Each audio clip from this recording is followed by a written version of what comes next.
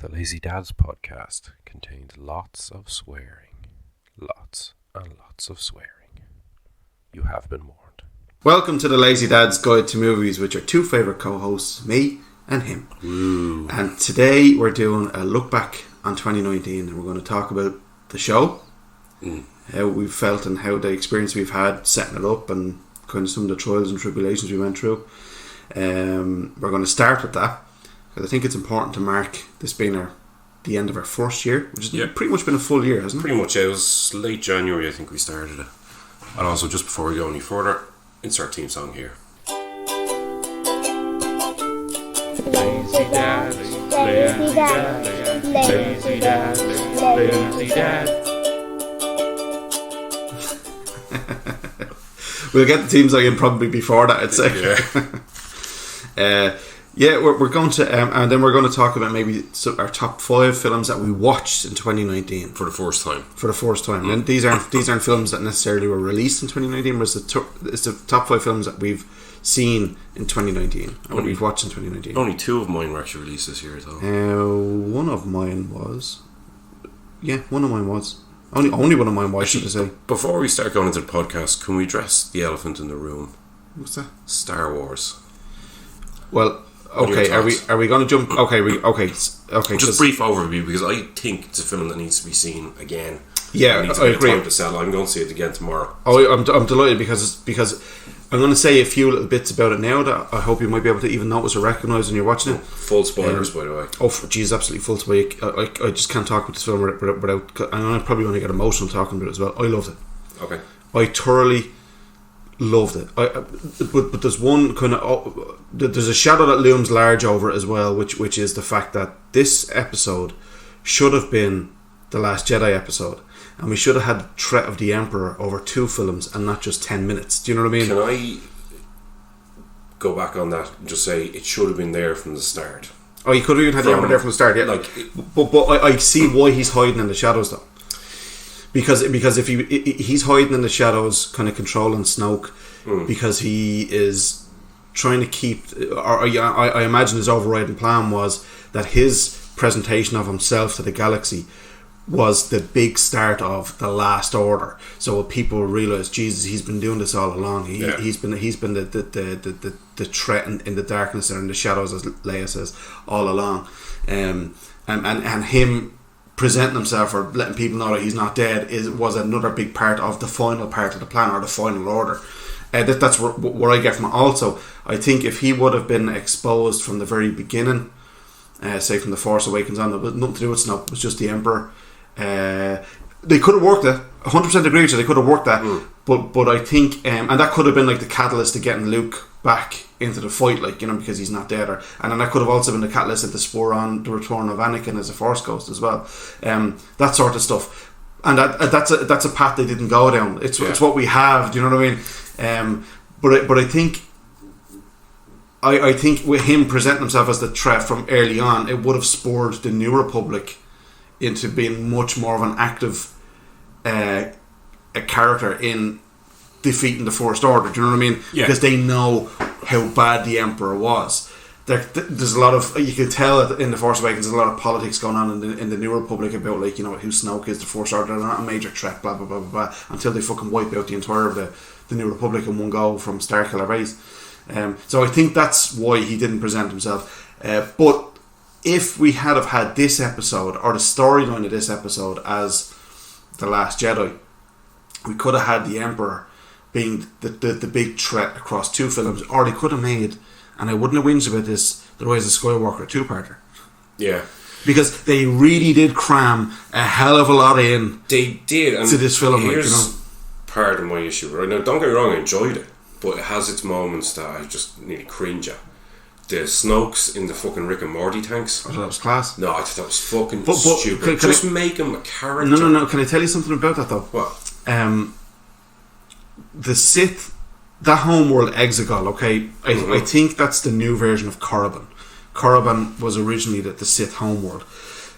The Sith, the what's it the Emperor says? The dark side is a path to many powers. Some believe to be unnatural, or some think unnatural, and one of those is cloning. The only thing about cloning and all the different things that the dark side users and the Sith believe in extending their life as long as they can in their physical body. They don't believe in anything other than the power of what they are and their physicality, is where the Jedis have the spiritual belief, and that's how they can come back in the Force. And they live on forever in the Force. That's the difference. The Sith don't. The Sith need to extend their life as much as they can. Darth Plagueis the Wise fucking extending his life through the story and Revenge of the Sith, all that sort of stuff. So the whole cloning thing, that's where they put a lot of their power into, was cloning, and that's gone back even into what's called the Legends canon, the Legends non-canon books and everything else about clone and all that sort of stuff. It was the one thing about cloning is that they could never really clone, or they found it very hard to clone a Force user. So the Emperor did clone himself, but his clones couldn't use the Force. So what he ended up doing was cloning vessels that he could possess, basically, or use his dark side power to possess. And there's a lot of I don't think it's been made canon yet, but the ring, the big black glass ring that Snoke wears, is what the Emperor is using to possess, because it is canon that dark side users can put their aura and their their power into objects. Like there's a famous dark side user from years ago who put all this stuff into. But this way I'm telling you, that's why Snoke. So when I saw Snoke in the vats, I was like, oh, that's fucking brilliant, because that's feeding into the lore of the dark side. Why not just having the apprentice? Just having the Sith apprentice. Simple as. And not have the stupid shot of 3 or 4 Snokes floating around like you're watching an episode of Rick and Morty, which is exactly what it felt like to me. But what that does for me is that suggests that there has been other Snokes been doing other things in other parts of the galaxy, which is expanding the galaxy, expanding the storyline. And for sure, that's absolutely there. No, it was there to retcon The Last Jedi. That's all it was there for. It was there to go, Snoke wasn't that important. There was a lot of stuff in this film that was retconning The Last Jedi. Yeah, which I have a big problem with. No, I don't, because The Last Jedi is terrible. The Last Jedi is a good film, and whether you like it or not, it's part of the Star Wars canon now. So I don't like it. Well, you don't like it, but I remember you watching it originally and liking it. Convincing myself. Absolutely, I think you've been convinced the other way. No, I've watched it. I've watched it over and over and over and over, and I've made up my mind that no, I don't like what happened here. And I mean, like, when I first watched it and came out of cinema, I was distraught. I was absolutely so upset. The lads will tell you, we went in for a burger after it, and I just sat there fucking whinging and crying for the whole fucking time. Because I just kept saying over and over and over, I can't believe what they've done to Luke. I can't believe what they've done to Luke. And then I started saying, well, what's the lesson behind it? Is there a lesson behind this? And I suppose Yoda showing up. The Yoda scene was beautiful. I absolutely loved the Yoda scene. Yoda saying, like, they are what we are what they grow beyond. That's the burden of all true masters. And that's like the same for children. Like, you want your children to grow beyond what you are. You want your children to do better than you are, and all that sort of stuff. And I thought that was brilliant, and I found all the lessons there. Like, there are aspects of The Last Jedi that are good, and that is one of the major ones. But to fundamentally change a character, look, I'm not going down this route again about The Last Jedi and everything else, but what I'm going to say about going to go straight back to The Rise of Skywalker. What I loved about The Rise, there were so many scenes I loved about The Rise of Skywalker, but in particular Ben's redemption line was just that plot line was just glorious. I'm going to say, I think we'll go in depth into The Rise of Skywalker when we go through all the Star Wars movies, and we need to go through them one by one, I think. But what I'm going to say about Ben Solo's redemption, Adam Driver is one of the best actors working today. Absolutely, and he's the most interesting character in those trilogy of films. Ray is right up there as well. Well, no, don't get me wrong. And this would make Finn and Poe a hell of a lot better too, because they gave Poe a huge chunk of backstory about him being a smuggler and a kind of a rogue, kind of like Han Solo. And Finn just became so much better in this film. He was wasted in the last film, but he was brilliant in this one. As I said about The Last Jedi, much and all as I enjoy it, that whole Canto Bite thing, it's terrible. That is probably the worst. That's over a quarter of the film, Eric. I know that. It's garbage. I know, but again, we all like what we like. So absolutely. But look, The Rise of Skywalker was fantastic. I just want to say just one more little thing about it. Harrison Ford showing up as Han Solo as a memory for Ben made me just fucking bawl out crying. I have to say, I loved that. And oh my god, when he said Dad, that's Adam Driver again. When he said Dad and Han Solo said I know, that was Han Solo saying I love you. Yeah, I know, yeah. Do you know what I mean? Stop crying, you don't get big. Anyway, and also then Leia lying down to give her life force to help Ben clutching Han Solo's medal. and then that medal going to Chewie then at the end was just because it's Han's medal.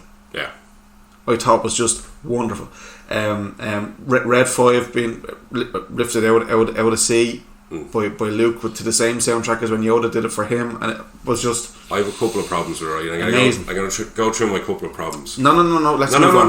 Let me just say my couple of problems. Right? Don't get me. I enjoy. Why do you need to talk about the problems with it? We don't need to talk about the problems. I enjoy it. No, you do need to talk about the problems. That's what you do when you critically analyse. We're not critically analysing it. We already said we'll do that in the Star Wars show. No, just let me. I'm going to give a very brief. I don't want any rebuttal. Just going to give a very brief outline of my problems. And there's one thing I did have a problem with, which I've actually come back around on. The first one was, I said, the Snoke's Nava. The other one was the Carrie Fisher scenes felt jarring to me. But before I say anything, that's because I know she wasn't really there. So I've kind of come around, and I've actually appreciated what a good job they did of bringing her in. But you're withdrawing yourself in the film and looking at it technically there, and for a Star Wars film, that's something you don't do. You're entirely correct. Yeah, and remember I sent you that message about that. Why didn't you just kill her off in between films?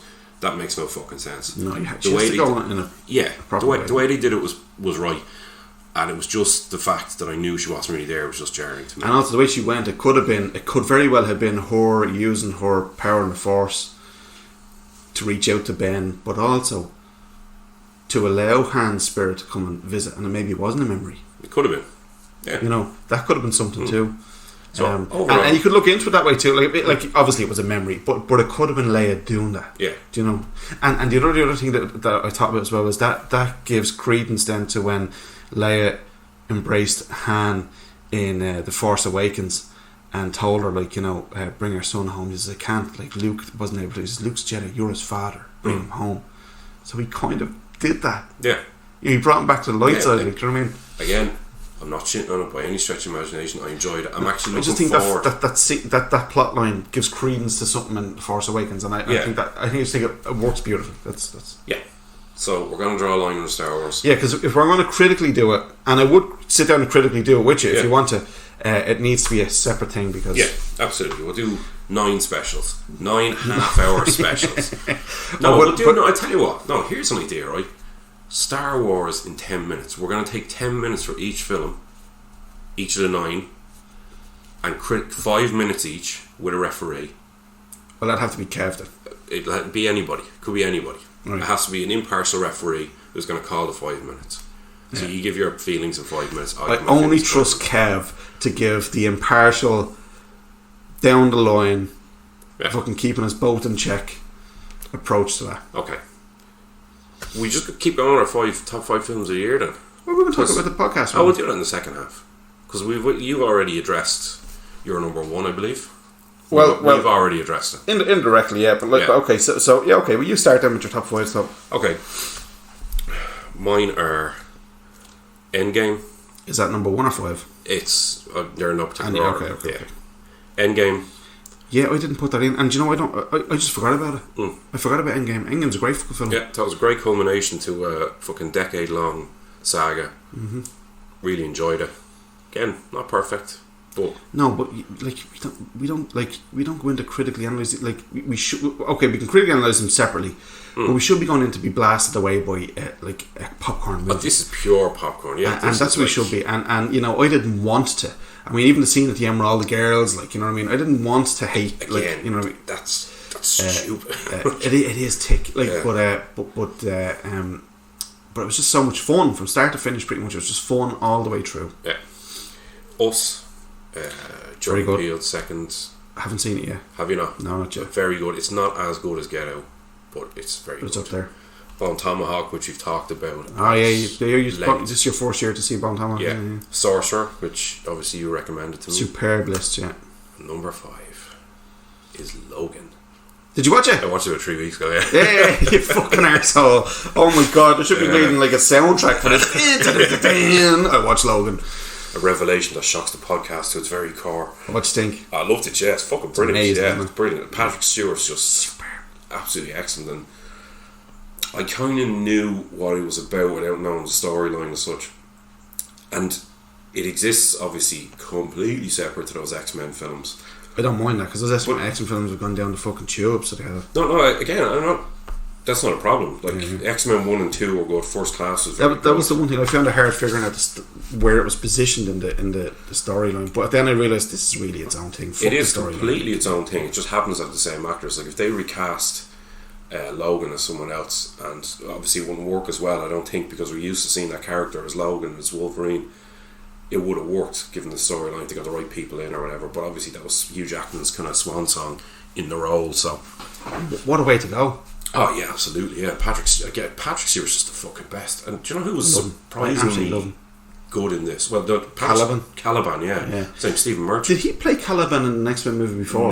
No. But there was a Caliban in an X-Men movie before. They used him to sniff out other X-Men, or mutants even. Yeah, it was in either Number 3, was it? Apocalypse or Days of Future. No, it was Apocalypse. Yeah. Was it? Okay. Which isn't fantastic.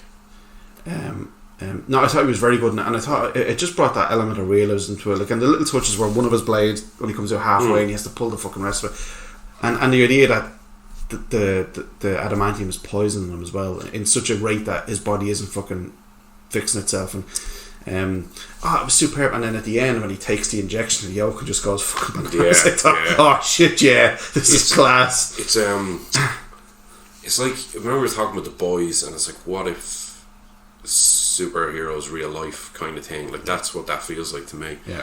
And just a bit of callback to The Rise of Skywalker. Richard E. Grant playing similar roles in both films. Richard, wasn't he? Oh yes, that's right. Yeah, he was surprisingly good at that kind of thing. So Richard E. Grant is superb at that. The Allegiant General, and I love the way he was just fucking taken over. And Hux had been resigned to, like, you know, the squabbling little bitch that he was. Yeah, and when he took Hux, it just no messing. But there's also suggestion in it.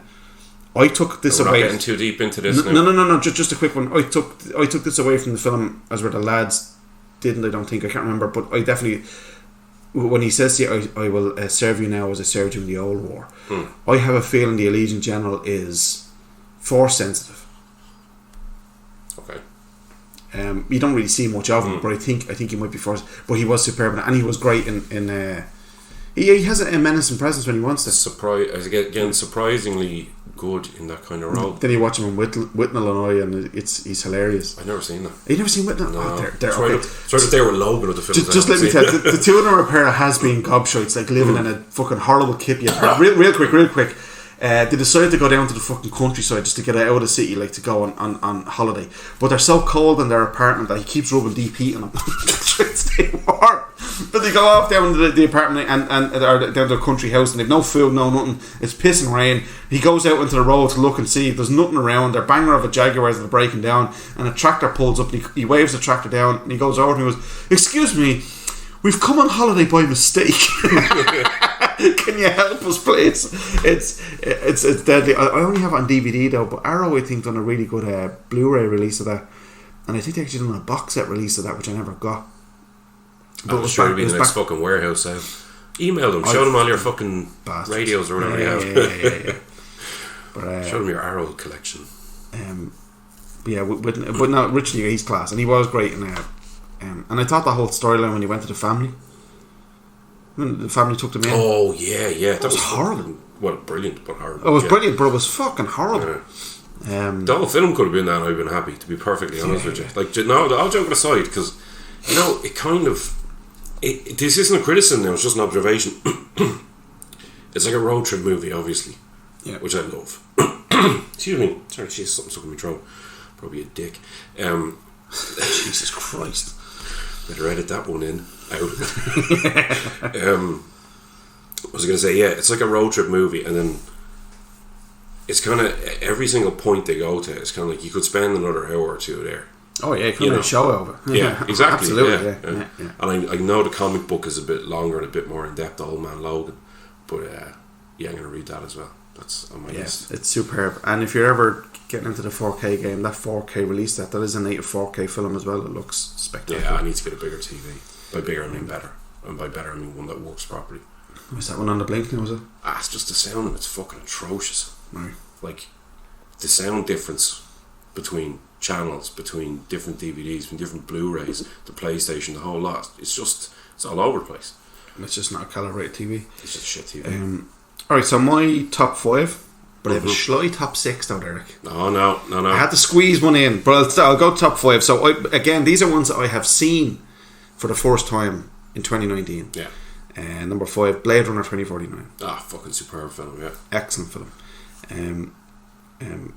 Real surprise actually, and I was glad to have gotten Blade Runner, the first one, on 4K and watched it before that and got in the mood for it and started appreciating Blade Runner properly. Which is, you can change your mind on films, you can change your opinion on films for sure. Yeah. And sometimes you can actually change your opinion and mind on films when somebody gives you a different direction how to watch it and so on, which my mates did with the first Blade Runner. 28 Days Later was one of those films for me.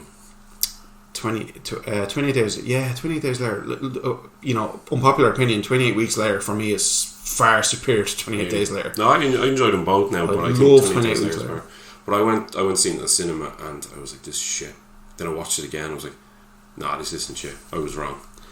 Yeah, there's some great scenes in it. The one that kind of typical Danny Boyle, isn't it? Yeah.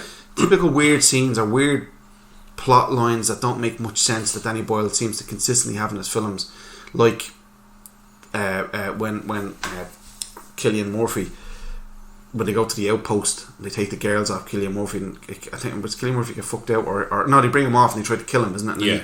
But he comes back like Rambo, takes his top off and starts fucking battering. He was a cyclist. He was a courier. Yeah. And all of a sudden he's Rambo, like, But it was weird. Any of us could be Rambo. Anyway, yeah, that's what it is. Yeah, no, not really. But overall, it's a good film. But when 28, there was so many memorable. I seen 28 Weeks Later in the cinema. I seen both of them in the cinema actually, but 28 Weeks Later definitely stands out for me because of the the scene when the breakout's happening and the snipers are just like, what do we do? And they're like, just fucking shoot everybody, and they're fucking shooting fucking anyone. And then the firebomb scene. Do you remember the firebomb scene where they drop the firebombs in the city? The flames go. I'd have to watch it again. I haven't watched it. And it's amazing looking. And then the obviously one of my favourite fucking scenes of all cinema is the helicopter going up like that and chopping through fucking. That was just unbelievable. But the recent news is it looks like the Tordon's on the way. 28 months later, I presume. Don't know whether they're going to call it 28 months, but Danny Boyle has mentioned that he's looking at doing the new one. I would not be against that. No, not me. I'll be well up for it. So what's the rest of your... number 4, Dragged Across Concrete. It was released last year, mind you, but I only saw it this year, and we've spoke at length about that. Yeah. But for anybody who hasn't seen that, or any of Craig Craig Zeller or Craig S. Zeller, I can never remember which one it is, movies, go and watch them. Czal. Dragged Across Concrete, Bone Tomahawk, and Brawl in Cell Block 99. Yeah. All of which I've seen this year for the first time. They should have all been in your top 5. Yeah, well... 3 absolutely superb movies. The next one is a real surprise for me. I've spoke about it on the podcast going back a couple of episodes ago, but I only saw it this year, and I kind of watched it with arms folded going, yeah, fucking impressed me sort of thing, and it blew me away from fucking... I just couldn't believe how good it was. So good it's in my number 3 spot, and that's the Suspiria remake. Oh, you were saying that, Jay. I still haven't watched it. Don't watch the Suspiria. Watch the first. I have to bear. I meant to bring it around to you, but the Suspiria remake. Oh no, I forgot about Upgrade. Sorry. And funny is I actually have it in my notes here about that film. But the Suspiria remake is just superb. Yeah. Superb film from start to finish. The director literally took that on and said, "No, this is mine." The only real links you can link it back to the original is that there is a coven of witches.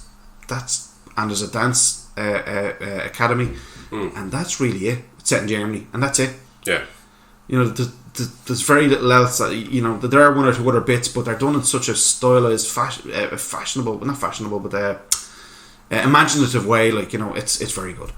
My number 2 spot, The Protector. Oh yeah. Blew me away because it's just like that went right in with Commando, fucking Raw Deal, and fucking all the 80s action movies, the Terminator and everything else. The minute it was over, I was like, wow, anybody who loves 80s action movies should see this. And Danny Aiello and Jackie Chan together as a buddy cop movie, just on paper, just shouldn't work. And it fucking works, it's deadly. Watched Commando the other night. Of course you did. It was on TV, so got to the first ad and threw the Blu-ray out. I don't blame you. And then obviously my number 1 is Star Trek. Star Wars. Yes. Beam me up, Scotty. Rise of Skywalker. Loved it, absolutely loved it. So, you said you feel honourable mentions as well. Honourable mentions. I think you'll agree with most of these. Yeah. One Cut of the Dead. Yeah, actually, I really enjoyed that. Yeah. Joker. I enjoyed that. I don't think it's a Joker movie. I enjoyed it, but it's not on my it's definitely not my top 5. I think, can I just be honest here, I think the Joker is going to be looked at as an overrated piece of cinema. No, I disagree. It's superb. It's a well-made film, don't get me wrong, but I just think a lot of people are getting caught up in the hype. And it's not a fucking Joker movie. I don't think they are. Hype stops at a certain point. This went on for what, $1 billion? Made $1 billion, did it? Yeah. So I don't think so. Yeah, not with that kind of money, man. I don't think. I think that it will be looked at differently in a couple of years, personally. And it's not a fucking Joker movie, but that's neither here nor there. I do believe it is a Joker movie. 1988's Ghost Town. Do you recall I was talking about Ghost Town? I bought it from 88 movies sale. It's a 1988 movie. It basically goes to the storyline. In modern times, a girl's out driving in the desert. She's driving away from something. You don't know what it is. She's panicked. She's freaked out. She drives into a part of the desert, and then the car breaks down, and she decides to go walking to try and find her way, and then walks through some kind of fucking portal or something, and ends up being a ghost town. Yeah. But the ghost town, an empty town, just a town full of ghosts. The ghost town is actually inhabited by these ghosts, but they're not really ghosts. It's a weird one. But they're so the sheriff goes out looking for them. The sheriff ends up in the ghost town, and then there's a big fucking standoff with the main baddie who fucked over this town and cursed the town and blah blah blah blah. But it's a really well made movie from 1988, and it was the remaster from 88 films was really nice too. It's the first time I took I kind of took a chance on it because I remember one of the guys from the Horror Town was talking about it and saying that it was actually genuinely a well-made film, and I bought it and I really enjoyed it. But again, it's a 1988 film which I saw on this year. But the other one I wanted to give a shout out to was Mutant, 1984 Mutant. I spoke about this with you before. Wings Hauser's in it. Oh yeah. Wings Hauser, the massive teeth. I finally got to see this, and the makeup effects on the mutants and stuff is silly. Like, they're just basically people with like white fucking paint on their face, like, silly looking. Sure, we can do that. Anyway, we can do that. But what's really charming about it is it's the acting. Wings Hauser and his brother walk into the town, and then there's I think it's a chemical spill or something in the town. People start getting infected and stuff. But Wings Hauser and his brother, they're acting. It's really, really, really superb, and the way they're with each other throughout most of it, like, it's very wholesome and stuff. Like, it's a genuinely a good little movie. It's a neat little movie. Real shout out to 1976 Tobe Hooper, Eaten Alive. I saw this for the first time this year. Eaten Alive. Set like in the bayou. This crazy fucker owns a hotel, but he also has a big pond beside it with a massive big alligator, crocodile, I think, living in it. And he's mad and he kills people and feeds them to his crocodile. Like, and it's really horrible. It's a really kind of uncomfortable film. But a class film. It has this weird atmosphere. It was all filmed on a soundstage. So, like, the soundtrack just doesn't look like the bayou, and it looks like no, you're making a face. It looks like you know when you look at the Hammer horror movies and they're all sets. Yeah, it's kind of like that, but it has its own style. It really does have its own style. No, my first thought was a Wizard of Oz, but no. But excellent. That's that one. Like a bird flying in the background straight into the fucking backdrop. And the one I've started to reappreciate now is I only watched it last night, so I said I'd throw it on the notes because when I got it as a Christmas present on Blu-ray. Eureka's remaster of Flesh and Blood, Rutger Hauer, Paul Verhoeven's movie. I haven't seen that. Set in the Middle Ages. Oh yeah. It's grisly. It's horrible. Like, it's a rotten film, but it's I really enjoyed watching it again, and I thought I'd give a little shout out. Even though I watched it before, but last time I watched it was on a VHS when I was a kid. Yeah. And I always hated it, and then I really wanted to revisit it again, and I did last night, and it's fucking superb. I think tonight, after I'm going to see Star Wars tomorrow, tonight I'm probably going to watch the Legion cut of Exorcist 3. Oh, the Exorcist 3! Shit, I forgot about that, Jim. Arrived. I watched the theatrical cut. Did you watch the theatrical cut? I haven't watched it yet. I was going to watch it last night. I just had to give 2 shout outs. These aren't films, these are video games I played this year for the first time. The new Resident Evil 2. It's superb. That's what I was up till 2 o'clock in the morning doing last night. It is absolutely superb. It's fucking excellent. And Titanfall 2. How good is it? Did you play the storyline? Yeah, I did. Yeah. Did you finish it? Yeah. Oh, isn't it? Isn't it amazing? It is brilliant, and it's like first of all, it's for free. Anyone who's listening who has a PS4, it's free this month. Download this fucking thing. I've been raving about Titanfall 2. Well, I bought it for say a $5, maybe on your recommendation, maybe 6-8 months ago. Yeah. Oh, very good. And it's fucking phenomenal. For a fiver for that storyline. Yeah. How good is that? And have you played any of the multiplayer? A little bit. I didn't get too much into it. I got balls deep in that now, and I fucking fell in love with it now, I have to say, and I thought it was brilliant. There's a great horde mode in it. Oh, is there? Where you just 2 years back to back as Titans fucking taking out baddies left, right and centre. It's deadly. Yeah, I played the online versus multiplayer. I didn't get that much into it. It wouldn't be really my thing, but the single player is fucking unreal. Yeah. Do you notice a little written out of the hat? You know where your robot's called BT? Yeah. Your droid in Fallen Order is BD. Alright. And it's Respawn. I haven't played Fallen Order yet. Respawn Entertainment. They do. Same company. Yeah. Have you played Fallen Order? Oh yeah. Is it good, yeah? Oh, it's superb. Right. Don't tell me anything. You've played Bloodborne and Dark Souls and them, have you? Yeah. You know how really hard they are. You have to be really technical with your attacks and your the combat system is very technical. But it's like that. It's basically Star Wars as Bloodborne. Right. Bloodborne is Star Wars. So even a basic Purge trooper, it wouldn't be that much. He comes at you with his vibro blades, and even at the maxed out character I am now, at the minute, you still have to be on your game. You can't just go in and start fucking button mashing. It won't work. He'll kill you. It's very good. That's actually one thing I really like about Resident Evil 2. At the start of it, because I just started the second campaign with Claire. So you played Leon first. I finished Leon last night, and I started playing the second one with Claire. And it's very bullet heavy at the start, as in they give you a shitload of bullets. And then all of a sudden it's like nothing. You've only got 10 bullets left, exactly. And the fucking the Tyrant is chasing Mr. X. And they're releasing Resident Evil 3 as well. I can't wait. I just can't. That was a fucking brilliant game when it came out first. And the other great thing about Resident Evil 3 is, Resident Evil 2, you know how massive that was when that came out. It was huge. Resident Evil 3 came out when it was pretty close to the PS2 coming out. Yeah. So a lot of people had kind of not so much given up on it, but they were holding their money, they were saving up, they were waiting for the PS2 to come out, blah, blah, blah, blah. When Resident Evil 3 came out, obviously I got it because I was a massive Resident Evil fan, and I always have been a Resident Evil fan, and played the shit out of it. But at the time, there wasn't that many people playing it. Yeah. And I think a lot of people, if they have played, have forgotten the storyline of that, and if they haven't played it, will welcome the storyline of that, because they've probably gone and played Resident Evil 4 and 5 and 6 and so on over the years. But Resident Evil 3 is kind of like this weird kind of grey area in Resident Evil where it's a superb game, but just wasn't played as much. Yeah, you're right. Yeah, as the rest of them. So this is really, I'm really excited about this remake, because I think this could even do better than Resident Evil. You have a lot of people going, "Jesus, was this how good it was back in the day?" You know what I mean? It was. I remember buying it, and it was one of the very few games I actually pre-ordered. And I remember getting it. I love Resident Evil 2. I love the first one, I love the second one. So I said, right, I get this one, got it. And like you say, nobody seemed to be even aware of it. We were just on the cusp of a next generation. That was the problem with it. But it was a brilliant swan song for the PS1. Oh, it was unbelievable. And I think Final Fantasy 9 and Ridge Racer Type 4 were all pretty close, and they were really draining every little ounce of power out of PlayStation and really showcasing what that little machine could do back in the day. And then the PS2 was like literally around the corner. You know, the jump from PS1 to PS2, or from say from the Dreamcast even to the original Xbox, or the N64 to the original, they were the kind of jumps we were making. So they're big old jumps, So people were just getting really excited. I think they were looking at Tekken Tag being showcased and all that sort of stuff. Yeah.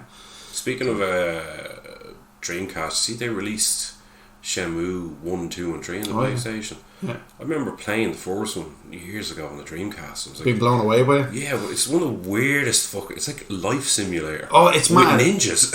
and remember the time that dropped? That dropped when we were all PS1 heads. Yeah. Because the Dreamcast came out during the PS1 era, or PS1, and then a lot of people were doing N64. A lot of people playing the N64 at the time.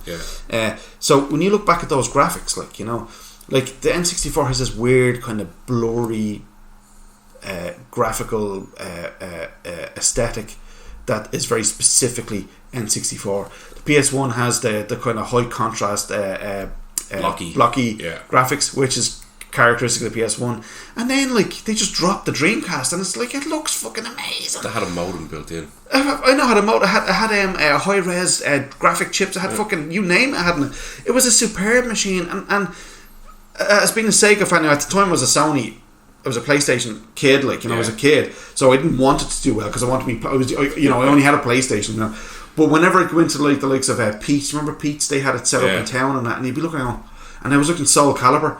Do you remember the first Soul Calibur? Yeah. And it was the sequel to Soul Blade, and there was a massive Soul Blade head, and I was looking at and then Resident Evil Code Veronica came out then on the Dreamcast, and these games looked like nothing that you could touch like in the day, and then there was the modem in it and everything else, and then Shenmue came out, and it was like, I've never seen anything like this before. This is just stunning. This is my brother actually had a Dreamcast, yeah. Very good. And there was good games on it, but I think it suffered from Sega lack of. No, Sega America and Sega Japan they just didn't get on with each other at all. Yeah, but as well as that, I think it suffered from lack of people buying it. Well, again, that's the marketing. That's Sega, and that's Sega's fault for not marketing it properly. Apparently, but they had a superb machine, like, you know. Was it that or the Saturn that got fucked by the PlayStation? They were at some E3 or something. Yeah, that was the Saturn. And they came out and said the Saturn's going to be $599. Sony came out and said we're going to be $300 or something like that. No, and walked past and glared at the Sega. No, your man's keynote speech, he just went up and went $399, walked off. That was it. Correct. Yeah, and as he's walking off, he stopped and looked at the Sega. It was something like that.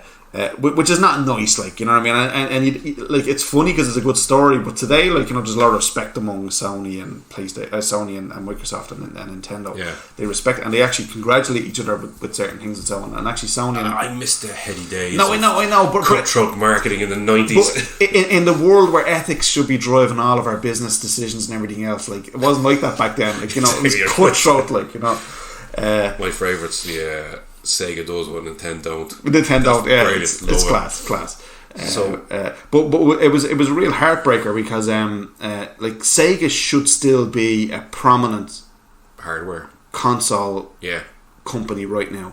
Like, the Mega Drive is one of the most successful consoles in the world, and stood up to Nintendo as well. Remember, like, it stood up to the power of the SNES. And went a different route in a lot of cases, and like kind of released some of the more violent games, the Blood and everything else. They knew exactly what they were doing, but it was just Sega America and Sega Japan just became like two separate companies. They just did not communicate with each other at all. That fucked the Saturn, and then it also fucked the Dreamcast down, which is really sad. Anyway, rest in peace, Sega. They still make games. They still make games. Yeah, rest in peace, Sega Hardware. Sega Hardware division. You shall be. It's just a lad in there making calculators. But going back to, I just wanted to throw in one other film that I saw for the first time this year, as a worthy mention, and that's De La Morte de l'Amor. That sounds very sexy. Also called The Cemetery Man. That doesn't sound quite as sexy. There is a director by the name of, I can never remember his name, Mary Suovi. I'll get his proper name now. Hold on a second. He directed one of my favourite horror movies from the 80s called The Church, which was supposed to be the third of the Demons movies, Demons 1, Demons 2, and then this is supposed to be Demons 3, The Church. You know, right? Just bang my fucking hand off the table. Wasn't that hard, but it fucking hurt. Your man Selvi, he came in as the director and made it something completely different. I just need to get his name, Selvi, or... What, I put in a jingle here while you're searching? No, I have it now. I'm just looking it up now. Michel Selvi, there is it, Saoavi, Michel Selvi. Right. He directed that, and he directed a movie called The Sect. But then in the 90s, it was the early 90s, he directed a movie called De La Morte de l'Amor, or Cemetery Man, and it stars. Is that the full title, De La Morte de l'Amor or Cemetery Man? You know, we have the English version of it. I know, I'm fucking joking, man. Go with the joke. No, I can't. Not when I'm being passionate about something. But De La Morte de l'Amor, the storyline of it is just fucking mad. It stars, what's his name? I'm just looking up here now. Where's his name? Oh my god. If you're still listening, I'm so sorry. I love this dead air. It's great. No, it's not. It's not great. Anyway, the storyline is there's a cemetery man. He runs a cemetery, and at night time he has to, for whatever reason, dead people come back to life in the cemetery as zombies. So he has to go out and fucking kill them every night. But there's this girl that he falls in love with. It's a comedy. Where does he find time to fall in love with a job that difficult? It's a comedy, right? It's a comedy, and it's just this weirdly filmed, weirdly acted film, and it's hilarious at parts. It's fucking heartbreaking in parts. But he falls in love with this girl anyway, and she doesn't want really to have anything to do with him. Sounds like one of them. Here's a callback for you. sounds like Rupert Everett. Do you remember Rupert Everett? I do, yeah. Him, he stars in it. And he falls in love with this girl, and then she ends up dying. So he couldn't get. He couldn't get out an offer when she was alive. She ends up dying. She comes into and she comes back as a zombie. So he does the hokey cokey with her as a zombie. But it's mad. Like it's off the charts. All this mad shit happens in it. It's hilarious. It's weird. It's one of the most fucking original films I've ever seen. It's unfortunate that the Blu-ray version will be Shameless. Although I can't tell whether there is some bad reviews for the Blu-ray version, but the label called Shameless. Shameless. But Shameless. I can't tell if it's their remaster or if it's just the way it was originally shot. But the Blu-ray isn't great quality. But having said that, it was shot very cheaply as well, so I can't tell which. Like, you know, I'd need to see like Arrow or Eureka, one of them, get a hold of it and do a proper remaster on it. Right. Shall we go into a brief history of the podcast? I don't want to do a brief history of the podcast, but definitely how we started, how we came together. Yeah.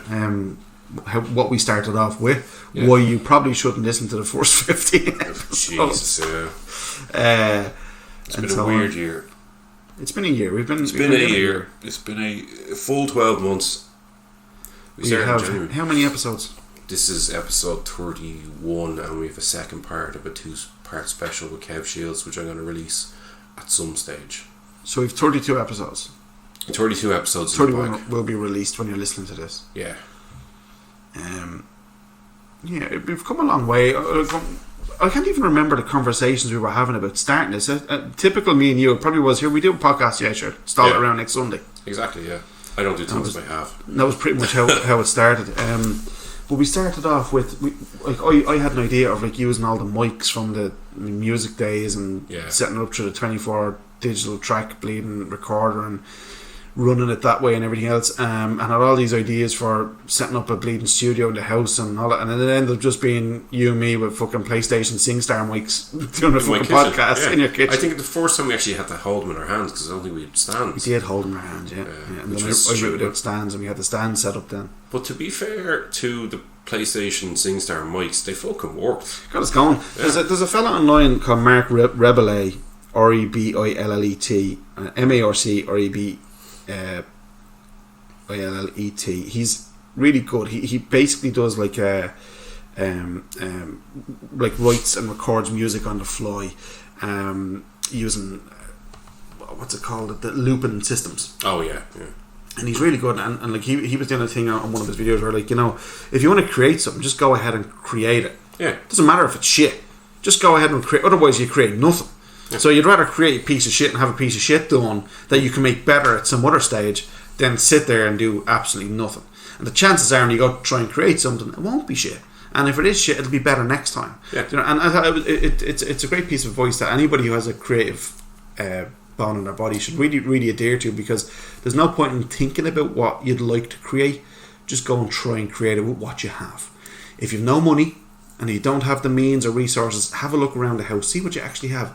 Talk to your family, see what you have. If you want to set up a podcast, see if you can get a loan of a mic off somebody. Yeah. Buy a cheap mic. Exactly. Or see if you have an L mic up in the fucking attic somewhere. Just plug it in and record it and see what happens. I was even looking online. You can get, like, especially now SingStar has been finished with PlayStation, so I'm not adding any more to it. But I can guarantee you still get those mics for little or nothing. Guaranteed. Oh, shag on. You'll pick them up at a boot sale for 50p. Exactly, yeah. No doubt about it. Plug them in, download Audacity. Download, what's this thing? Yeah, Audacity is the program. Yeah, that's a free program. It's a free program. I use Voicemeeter to have the 2 channels. Audacity will only record 1 channel, so I have 2 channels run through Voicemeter. Now, there are limitations with that, as in when I'm editing, I can't edit just you or just me. It has to be the 2 of us, which is fine, because the only thing I ever do is noise reduction for your fucking rants anyway. I just cut out a few, things that we don't want in there and just insert a theme song. So and it's weird, like, how this has come so much. Like, we're part of this podcast community now, which is fucking weird. Like, I never thought it's Podmates. Yeah, I never thought we'd kind of fall into something like that. But obviously, it's there, and it's built in the back of another network of podcasts, which are obviously slightly more famous and better than us. But we're part of this podcast community. We've actually met real people off it. Shout out to our man. The beautiful, the amazing Mr. Phil Better. Yeah. Who's planning to come over see us again and guest in the show. And then, like, even through that podcast community, I was cast in as a voice role in some other thing. Did you get that? I did, yeah. Did I tell you that? No. I thought I told you that. I lost it. He sent me the message. I don't know if it's Facebook only keeps those messages if you're not friends for a certain period of time. Yeah. So I went to do my recording and everything else. I went looking for it. I couldn't find the message anywhere because I put in for like a couple of different characters. Yeah. And I had great ideas for them. I was going to do different variants on each one. And I messaged him back then and said, can you send that to me again? I've lost it. He never got back to me, but obviously he's fucking busy, I'd say, if he's actually doing a movie or whatever.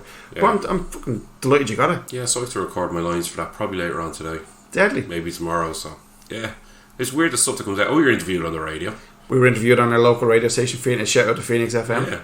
That's so hard not to swear for 25 minutes. Oh, big like time. Really so hard. I was sweating. The sweat was poured now. Exactly. It's flipping fantastic. So we started, just to recap it there, we use a free program called Audacity, which you can download right now. You can get yourself a cheap mic or two mics, whichever it is that you want to do with your podcast.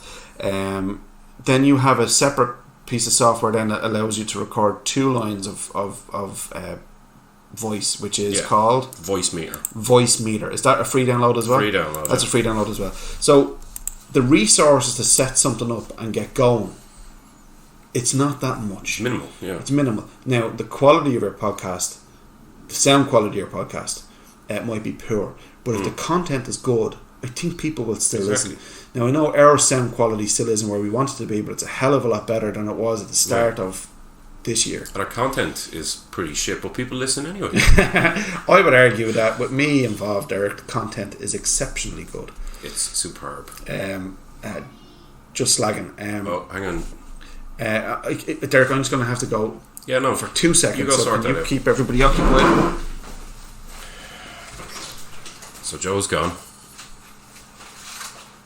It's me here alone now. I'm just going to edit this out. I'm back. I'm back. I'm just going to edit that out. So the resources that you need to get a podcast up and going isn't too bad. But I would argue that the resources that you need to create and do anything isn't that bad. I mean, if you want to paint something, paint and paintbrushes and a canvas aren't that expensive. It gets expensive the more you get into it. Yeah. If you want to go and build a model kit, you get model kits for €10, glue for €2, and scissors for €1. Do you know what I mean? If you want to write and record music, this same setup was exactly the same setup. You set up the mics and put your guitar up to the mic and sing with your guitar, you know, and your vocal. Like, it's not going to be perfect, but it'll be something. At the end of the day, you can sit back and go, "Wow, if I didn't start, I wouldn't have that." Yeah. And now I'm going to keep going, and this time next year it'll be better. Our podcasts are definitely better now than they were at the start of the year. 100, like, and I would even argue that maybe we should probably look at removing some of our earlier episodes, because I would often have the fear that somebody would hear a clip of one of our current episodes and decide to go back and listen to episode 1 and go, Jesus, the sound quality is a bit jarring or whatever. No, but it also shows evolution, I think. Oh, I fully 100% agree with you. Yep, it does show the evolution there. But I think, you know, the other thing about it too is we both have busy lives, we have families, kids, jobs, all that sort of crack, and all of the stresses and heartbreak and happiness and joy that go along with something like that. Joy? Ah, yeah, there's definitely joy. What? Where? How? But fitting the podcast in to that kind of hectic lifestyle, it's great because it's something that you can look forward to. Yeah. It's something that you can forget about, and it's something that you can just sit down and talk about, something that we're both very passionate about, we both love, and that's movies. And then in our season 2, what we did was we invited a lot of our friends in who are very passionate about movies too, and that was just, that really opened it up, like, because we had all different layers to the podcast, we had different opinions coming in about different films and different franchises and so on, and it was a lot of fun. And not, you know, I can honestly say 99% of everything we've done since we started across the whole year, which has been nearly every Sunday for the whole year, not quite but nearly, definitely, but average out pretty much, it's just been fun. It's been a real enjoyable thing to do. It's been a stress reliever. It's been something to look forward to. And it's been, it's great crack listening back to this stuff. You're in the car or whatever, and you can listen and you go, what was he talking about? Or why did I say that? Or how did I forget that actor's name? Voice sounds so sexy. Yeah, with that too, yeah. So yeah, it's been good. It's been good. We upgraded anyway. We had our SingStar mics. We upgraded them. What we use for our mics then is a crowd called Snowball Ice. Yeah. They're very cheap, relatively cheap. They're only £45, wasn't it? Yeah. Sterling, with a bit of shipping on Amazon. And you just put them on the table. You don't need them up close to your mouth. They've pop filters and all built in. Pop filters built in. It's just literally, they have a little stand and you plug them in with USB into your laptop or your computer, and you're ready to rock. Surprisingly sensitive, but not too sensitive, as in your mic, despite sitting less than a foot away from mine and maybe 2 foot away from me, isn't actually picking me up that much, if you know what I mean. Your voice is deeper though. Yeah, but my mic isn't picking you up either that much. Oh, so I beg your pardon. So they have directional. What's it called? Oh look, I'm not going to get into the technicalities of it. They have a thing in it that records what's facing them, but not what's to the side of them, basically. But we can also put it sitting between you and Kev and still pick you two up fairly well. Fairly well, yeah. Move on to 3 mics next. We really need to get 3 mics going. We also need to find something that will do 3 headphones. No, 3 soundtracks. 3 tracks. Yeah. We might have to buy something. Yeah. I have no problem. Like we might have to upgrade to buying something. And if that's what we do, that's what we do. Well, that's it. I mean, look, the laptop works well doing this for the moment, but it's not a permanent solution because I don't have to control when I'm doing the edit that I would like to have. Yeah. And that's actually the longest part of the process, believe it or not, is the editing. Because apart from editing, I have to go through back what we said and find out the blurbs and stuff. Oh yeah. This sounds weird. I very rarely listen to our episodes because I listen to them 2 or 3 times, but I don't actually absorb what we're saying. It's just listening I look for little spikes here and there or whatever, and stuff to normalise and stuff to cut out and stuff to put in, and I very rarely actually listen to our episodes. That's why I texted you the other night about one particular episode, and I'm not going to say who's on it because I just get a fucking big head. And I had sat down and... He knows who he is now. Yeah, exactly. He fucking knows. I sat down and listened to it. I was lying in bed and I just put it on the background and I actually listened to it, and it's a fucking superb episode. You know? Loads of superb episodes. No, that's just one that sprung to mind because I just happened to listen to it, you know. I was trying to listen to the sound of my own voice to put myself to sleep. No, but it's been fun. Definitely recommend it to anybody. We've made no money out of it, but having said that, we've gotten from kind of personal satisfaction from it. Exactly, has been valuable. It's not about making money. You have a job to make money. It's definitely about making money there. Okay, it's definitely about making money. Give somebody out there fucking sponsor us, you cunts. Please. And it's with great regret that we say, I think we can finally say this now, this is the last episode of the Lazy Dad's Guide to Movies. What? For this year. You fucking asshole. What time are we at anyway? Bang on. 52 minutes. Well, I tell you what though, when you're talking about a podcast and talking about that sort of stuff, I did put down a list of my favourite physical releases this year. Okay. And also, I'm also going to throw in me cheeky 6th film to me, and make it top 6 films. Throw them in real quick because you need to give a few shout outs. Rambo, okay. Rambo Last Blood. Massively flawed, heavily flawed, but the carnage is amazing. That's all I'm going to say. It's like sex with me. But my favourite... You not just listen to my jokes today, or what the fuck? What? They're crap jokes, Derek. What, sex with you? Why would you even think that's not funny? In fact, that's horrendous. Exactly. That makes me feel uncomfortable and offended. Deeply flawed, but the carnage is great. You set me up, I knock them down. Okay, fair enough. So I have my top 10 favourite releases, physical media releases this year, and I'm not sure if they're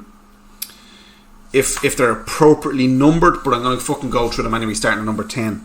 And number 10 is the screen-bound Blood and Satan's Claw. Okay. 4K release of Blood and Satan's Claw, fucking amazing. 9, the Rambo trilogy in 4K from Studio Canal. Fucking amazing. Blew me away. Absolutely class. 8 was Arrow's box set release of Nightbreed, including the director's cut, which what's his face who wrote Hellraiser, Clive Barker says the director's cut is the cut of Nightbreed, even though the Cabal cut exists, which is the work print cuts of Nightbreed. He reckons that no, the one close to his vision is his director's cut, and it has that in it, which is great. So that's 8 Nightbreed. Number 7, Upgrade. Oh my god, I can't remember the name of the company, but they done a beautiful box set of Second Sight, a beautiful box set of Upgrade, and it's amazing. And that's me number 7. Number 6 was Indicators Night of the Demon. Superb box set, gave us all the different variants of Night of the Demon and rakes of extras in this beautiful box set. And also a replica of the card that gets handed out in the film. I won't go into which, but you get a replica of the card, which is really cool. Number 5 was Studio Canal's remaster of Cliffhanger in 4K. Unbelievable. Number 4 is a cheeky one because they're all from 88 films, and the 3 of these look incredible. The remasters are amazing, and I fucking highly recommend anybody to buy these. Is Jackie Chan's The Protector, Jackie Chan's Crime Story, and Jackie Chan's Miracles, or also called the Canton Godfather. All superb, stunning, amazing from 88 films. Number 3 is Exodus 3 from Arrow. It was a superb remaster. The box set's beautiful. The artwork's amazing. The package is superb. Number 2, American Werewolf in London by Arrow. That box set was beautiful. You got that too. Yep. And number 1 was RoboCop from Arrow. That box set, RoboCop. Yeah, I'm kind of annoyed about that, considering I bought it like a week before off Amazon. But look, we'll move on from that. I'll let that. Well, you bought it for like £4 or something. You can wait with it, will you? 7. What was I going to say? Yeah, just a few shout outs, I think. Quick, before we do personal shout outs, I want to do a shout out to 88 Films. Really upped their game this year with remasters, physical release. They were superb. A lot of the Studio Canal stuff they did in 4K was amazing. Mm-hmm. Indicators stuff was incredible, including Night of the Demon box set. Arrow was amazing, even though I've had one or two little hiccups with them. I still remain their loyal subject. Everything I fucking orders delayed. Everything. Second Sight are really ramping it up. They're doing some great stuff. Flight of Navigator and Upgrade box sets are 2 real fucking standouts for them this year. And it's just been Blue Underground. I got a couple of Blue Underground stuff in from the States. Superb 4K remaster Zombie Flesh Eaters, unbelievable. 4K remaster of Maniac, the original Maniac with Joe Spinell in it, unbelievable. So it's just really good to see that the physical media is still alive. We're still getting these amazing remasters. We're getting some great 4K transfers of old movies to, like, as I said, Cliffhanger there just blew me away. And it's been personally for me, because I've gotten really into 4K this year, it's been a great year for physical releases, and particularly those companies have been real standouts. Right, now a few personal ones. I think we have to thank our wives for just generally tolerating us. Not just the podcast, just generally speaking in life. Thanks to the wives.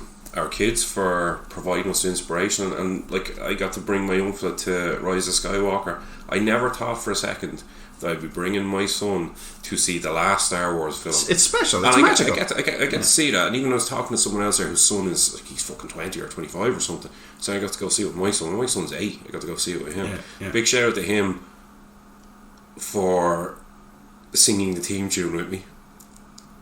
Your son sang the Lazy Dad's theme tune. Yeah, so big shout out to him, because he's always giving out to me. So you never mention me. I says, you can't listen to this shit. It's not suitable. So I'm going to mark down what time code I thanked him at. So big shout out to you. I always said I wouldn't name you, by the way, and I'm not. So big shout out to both my kids for both the kids. Yeah, same. My kids in particular. I brought Ryan to see Rise of Skywalker. I've had him at the 3 of them. Force Awakens, Last Jedi, and Rise of Skywalker, and he sat there literally like this, mouth open, with his 3D glasses on through the whole thing. He just absolutely loved it, and that's what it's for. Like, and just a little quick about kids watching films, like, and trying to hold on to that kind of wonderment. Do you know what I mean? And not becoming too cynical. We were watching Kingdom of the Crystal Skull yesterday, and the bit where Marion drives the Jeep thing off the cliff and it lands in the tree, and the tree bends all the way down, and then it flops out into the river, and because it's an amphibious Jeep, it goes off down the river. Then, like, I had so many people slagging and giving out about that scene. Ryan yesterday, my son, just like, jeez, you should be using his name, but my son yesterday, he was he just literally looked at me and, wow, did you see that, Daddy? Wow, look at that, can you rewind that back and watch it again? That little stunt, that little scene, like, he just loved it. Loved it. There was no cynicism attached to it. Yeah. There was no messing. It was just a little bit of magic that he fucking loved. You enjoy what you enjoy. You enjoy what you enjoy. Adult. Yeah. I enjoyed The Last Jedi. Well, and on that note, you're just trying to roll me up again. They're like, why do you want to try and roll me up? Like, why do you want to try and roll me up? because that's the best bit. But now we give a shout out to Fair Play, thanks, and much love to all of our guests, all of the guests, whoever has appeared on this show, voluntarily or involuntarily. Thank you very much. Thanks to anybody who's listening, and thank you to Dodson from Jurassic Park for providing you inspiration for episode 0. Thanks to anybody who's listening, and if there is a regular listener out there who we don't know and isn't part of our little group of friends who are probably listening to us to support us, if you're out there, reach out to us on Twitter, reach out to us on Facebook, and let us get to know you. And we'd love to send you maybe a little movie care package. Movie care? When I say movie care package, I mean a rake of films out of Joe's Video Dungeon. Oh, right, okay. Come on there. Okay, Jesus. First person to comment on this show who's not one of our friends on Facebook or on the Podmates group wins 5 of Joe's Video Dungeon classics, one of which will be one of them or one of us, whatever the fuck that stupid piece of shit was called. I'm glad we got rid of that segment. That was I don't know whether that's a prize or whether that's a fucking like, you know, a chore. Oh, and we're on Wikipedia, I think, still. Oh, we're also on Wikipedia. Yeah. So our highlights this year, we well, I should say you changed Wikipedia for a shit film. We did a radio interview. We have done 31 episodes of our podcast. Yeah. We have over 1,000 listeners now. Our listens recorded. We're nearly at 1,000 listens. I can't open the fucking stats, stupid thing. Oh, don't worry about the stats. And we're still going. And we've had loads of guests on, with loads of friends. And the guests, I think, was really special, actually, because it really opened it up a bit. Next year, I can promise you that we will get rid of Derek's pervy fucking warning about language at the start of the "you have been warned." Why have to re-record that? You absolutely have to re-record. Will we re-record it more upbeat? Huh? Will we re-record it more upbeat? You're listening to Lazy Dads. Just as a quick warning, there's language and lots of it. Thank you. So fuck you if you don't want to listen. Yeah. That's pretty much the show. That's the year, Joe. That's the year. That's 2019. That's the year. Rest in peace, Gay Bourne. Oh yeah, we should have went through. We go through every fucking week. Every time someone. Let's keep it upbeat. Yeah, exactly. There's been a lot of good actors that we lost this year. What actors were born this year? Who knows? Who knows?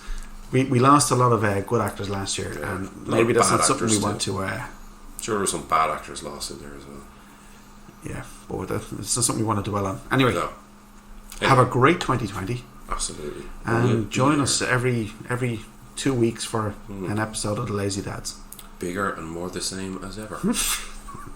And on that note, now, turn this fucking thing off.